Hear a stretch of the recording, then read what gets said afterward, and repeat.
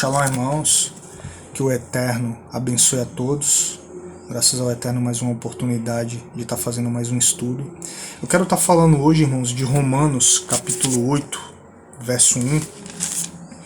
É um verso que é muito conhecido e ele é usado pelos pré-tribulacionistas para dar suporte à ideia de que a igreja não vai passar pela grande tribulação. Eles entendem que a palavra condenação nesse texto aqui está se referindo à grande tribulação, e isso é um grande erro, né? Isso é um grande erro.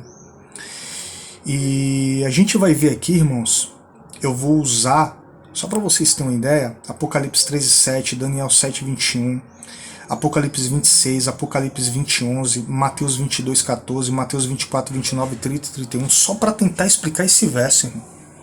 E ainda aqui é a ponta do iceberg, tem muito mais coisas por detrás disso aqui, né? A gente não pode aceitar uma pessoa pegar um versículo desse aqui, isolado, né, e formar uma doutrina. Não, irmão, a igreja não vai passar pela grande tribulação. Vamos ler o verso? Portanto, Romanos capítulo 8, verso 1. Portanto, agora nenhuma condenação há para os que esperam em Cristo Jesus, e que não andam segundo a carne, mas segundo o Espírito. Ou seja, aqueles que são adeptos à linha pré-tribulacionista, eles vê a grande tribulação nessa palavra condenação. Vamos ver aqui o que significa a palavra condenação, irmão. Sentença final.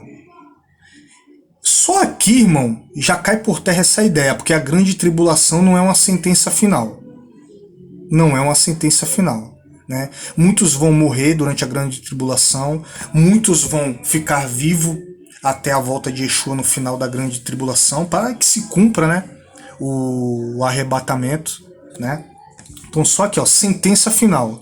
Então a grande tribulação não é o fim, né? Porque aí é implantado o milênio, né? Depois vai vir Gog e Magog, depois vem o Olam Rabá, ali provavelmente o juízo final, o julgamento do trono branco, né, que a gente vai ler aqui também, Apocalipse capítulo 20, verso 11, que tem mais a ver com Romanos 8 do que a grande tribulação. Ok, irmãos? Então, olha só, sentença final em que o juiz ou um tribunal reconhece o réu como culpado, ele impõe uma pena. Irmãos, na grande tribulação não vai acontecer isso aqui, o que vai acontecer é uma grande perseguição daqueles que não têm a marca da besta, daqueles que têm a marca do Eterno em nós. Em outra oportunidade a gente vai estar falando sobre isso, porque a marca da besta também não é chip, irmãos. Muita gente ensina errado isso aí. Enfim, irmãos, quando a gente lê Apocalipse 13:7, a gente vai ver o seguinte: e foi-lhe permitido fazer guerra aos santos e vencê-los.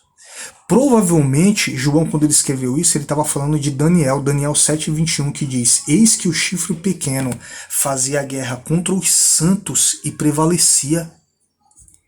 Irmãos, os santos, os crentes que estiverem durante o período da grande tribulação, eles vão ser perseguidos e mortos, porém não vão ser condenados, porque condenado aqui, irmão, tá ligado à salvação e vida eterna.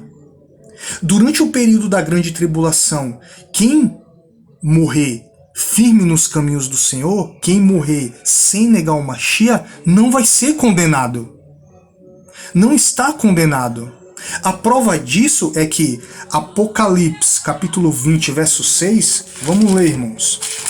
Apocalipse, capítulo 20, verso 6, diz que os mortos do período da grande tribulação vão ressuscitar quando Yeshua voltar. Essa é a primeira ressurreição. Yeshua volta no final da grande tribulação. Aqueles que morreram durante a grande tribulação vão ressuscitar, ou seja, não foram condenados. Apocalipse 26, bem-aventurados o santo e santo aquele que tem parte na primeira ressurreição. Sobre estes não tem poder a segunda morte, mas serão sacerdotes de Deus e de Cristo e reinarão com ele 1000 anos. Olha aí, irmãos. O próprio apóstolo Paulo, ele fala, morrer é ganho. Irmão. Sofrimento não é condenação, irmão. Sofrimento faz parte da vida de um servo de Deus. Pare com essas mentiras, essas heresias. Né? O sofrimento ele faz parte, a gente vai ser perseguido, a igreja foi perseguida em toda a história. Morreu nas Inquisições, morreu no Coliseu, morreu na Segunda Guerra Mundial. Né? Os apóstolos todos sofreram, morreram ao fio da espada, crucificado de cabeça para baixo, pedrada na cabeça, cabeça arrancada. Nós somos melhores que os outros? Parem com essa heresia. Né? Apocalipse capítulo 20, verso 11 diz assim: E vi um grande trono branco, e o que estava sentado sobre ele, cuja presença fugiu a terra e o céu, e não se achou lugar para eles. E vi os mortos grandes e pequenos que estavam diante de Deus, e abriram-se os livros, e abriu-se outro livro, que é o da vida, e os mortos foram julgados pelas coisas que estavam escritas nos livros, segundo as suas obras. Nenhuma condenação, irmão, vai haver para nós aqui, ó. Sabe por quê? Nós já vamos estar com o nosso Messias, com o Mashiach reinando. Vocês querem usar aí versículos bíblicos para dar suporte à linha pré-tribulacionista, de que a igreja não vai passar pela grande tribulação? Usem, mas não use Romanos capítulo 8, verso 11, irmãos. Não use. Né? Quando a gente lê Mateus capítulo 22, 14, diz assim: muitos são chamados e poucos os escolhidos, né? E a gente entende que nós somos os escolhidos, não é, irmãos? Muitos são chamados, mas poucos escolhidos. Quem são os escolhidos? Os escolhidos não somos nós que reconhecemos Yeshua como Mashiach? Não somos? Agora vamos ver o que a Bíblia diz em Mateus capítulo 24, versículo 29, 30 e 31. E logo depois da aflição daqueles dias, olha só, irmãos, o sol escurecerá e a lua não dará sua luz e as estrelas cairão dos céus e as potências do céu serão abaladas. Então aparecerá no céu o sinal do Filho do Homem, e todas as tribos da terra se lamentarão e verão o Filho do Homem vindo sobre as nuvens do céu com poder e grande glória.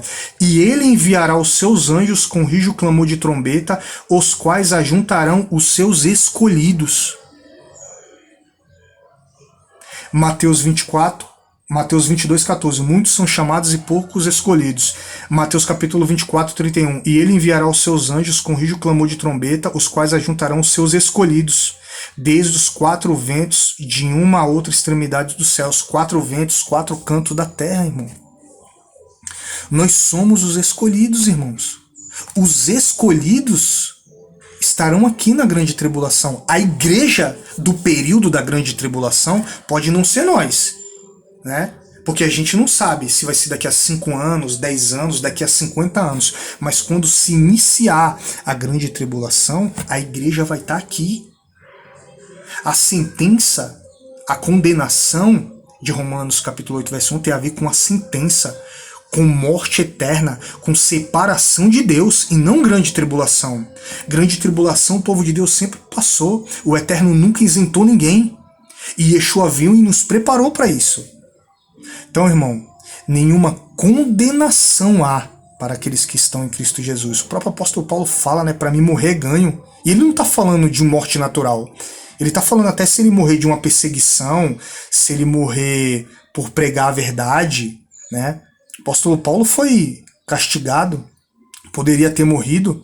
Então, com certeza ele está se referindo a isso. Ele não está se referindo a morrer velhinho, farto de dias. Ele está falando, para mim morrer é ganho.